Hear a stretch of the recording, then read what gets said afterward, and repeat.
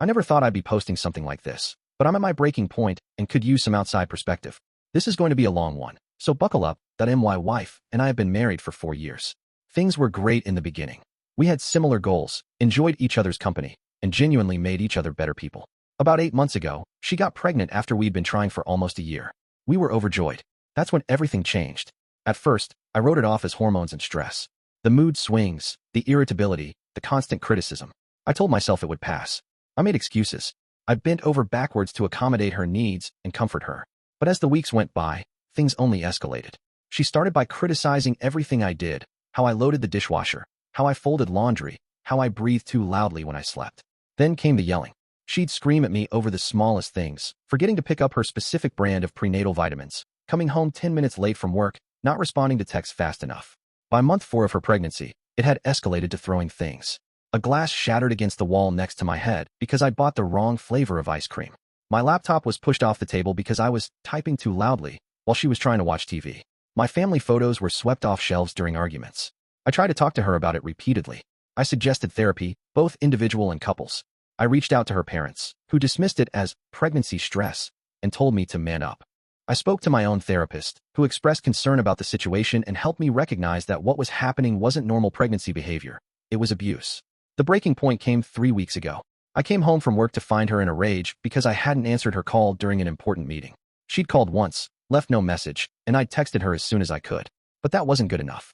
She slapped me hard across the face, then broke down crying, blaming me for making her this way. That night, I slept in the guest room, locking the door.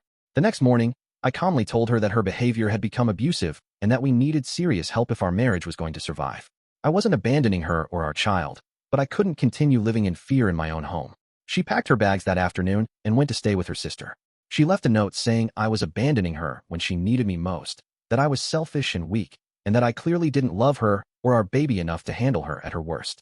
For 2 weeks, I heard nothing except a few text messages from her sister telling me how horrible I was. I used that time to reclaim my space, talk extensively with my therapist, and try to figure out what to do next. Then yesterday, everything changed again. She showed up at our doorstep, 6 months pregnant, sobbing.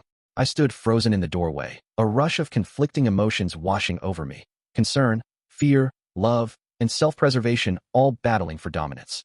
She looked terrible, red-eyed, exhausted, her normally well-kept appearance disheveled. The baby bump was more prominent now than when she'd left. "Can I please come in?" she asked, her voice hoarse. Against my better judgment, I stepped aside. She walked in and sat heavily on the couch. Our couch, where we'd spent countless evenings planning our future, talking about names for the baby, dreaming together before everything fell apart. "I'm sorry," she whispered, tears streaming down her face. "I've been horrible to you. Unforgivable." I sat across from her, maintaining distance. "What happened at your sister's?" I asked, keeping my voice neutral. She explained that her sister had initially supported her version of events, painting me as the villain who couldn't handle a pregnant woman's needs. But after living with her for 2 weeks, witnessing firsthand her explosive temper and unreasonable demands, her sister had staged an intervention of sorts. She recorded me during one of my episodes, my wife admitted, looking down at her hands. When she played it back to me, I couldn't believe that was me. I didn't recognize myself. Her sister had given her an ultimatum: get help or find somewhere else to stay. She'd finally agreed to see a therapist, who after 2 intensive sessions had suggested she might be suffering from prenatal depression and possibly underlying issues exacerbated by pregnancy hormones. "It's not an excuse," she said quietly. "Nothing excuses how I treated you. But I'm getting help now. I'm on medication that the doctor says is safe for the baby, and I'm seeing the therapist 3 times a week." I nodded, relieved she was getting help, but still wary. "I'm glad to hear that.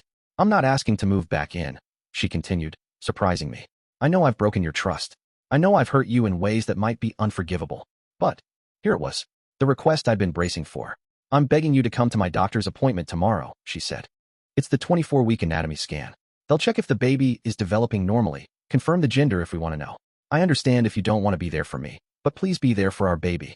I felt torn. Part of me was still deeply hurt and afraid that being around her would mean exposing myself to more abuse. Another part of me desperately wanted to see my child on that ultrasound screen, to be part of this journey despite everything. "I'll think about it," was all I could manage. She nodded, accepting my non-answer with more grace than I'd seen from her in months. She placed a folded piece of paper on the coffee table. "This is the appointment information. And this," she pulled out a USB drive, "is a video message I made for you. You don't have to watch it now, or ever, but it's everything I want to say to you that I'm too ashamed to say face to face." She stood to leave. At the door, she turned back. Whatever you decide, I won't bother you again unless it's about the baby. I'm staying at the extended stay hotel on Maple Street. I've got enough savings for a month. After she left, I sat staring at the USB drive for hours. Finally, I plugged it in. On the screen appeared my wife's tear-stained face as she began to speak. The video lasted almost an hour. My wife spoke with a raw honesty I hadn't heard from her in months. She explained how she'd struggled with undiagnosed anxiety and depression since her teens, but had always managed to keep it under control. The pregnancy had thrown her hormones into chaos, amplifying everything until she couldn't recognize herself anymore. She detailed every incident she could remember where she'd hurt me, physically or emotionally, and took full responsibility without excuses. She cried through much of it, but these weren't the manipulative tears I'd grown wary of. This was genuine remorse. I grew up watching my father terrorize my mother, she confessed in the video, something she'd never told me before. I swore I'd never be like him, but somehow I became exactly what I hated most.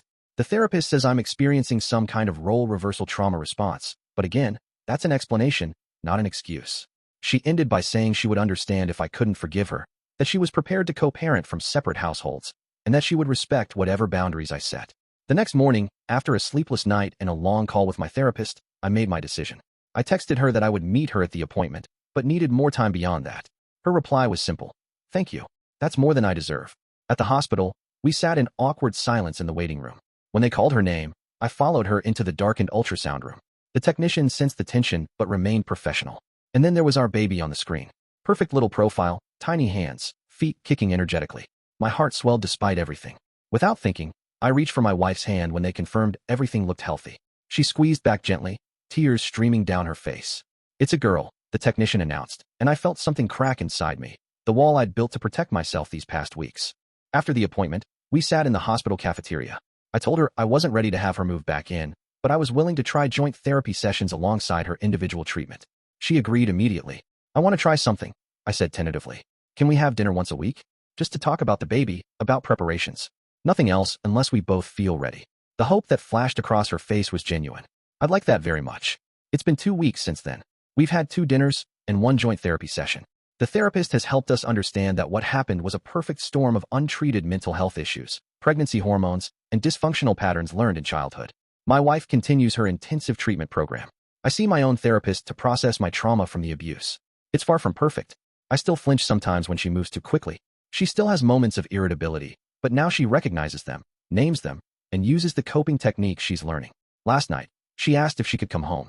I told her I wasn't ready yet, but for the first time, I could imagine a future where I might be. I don't know if our marriage can be salvaged, but I'm cautiously optimistic that we can at least build a healthy co-parenting relationship for our daughter. And maybe, with time and consistent work, something more.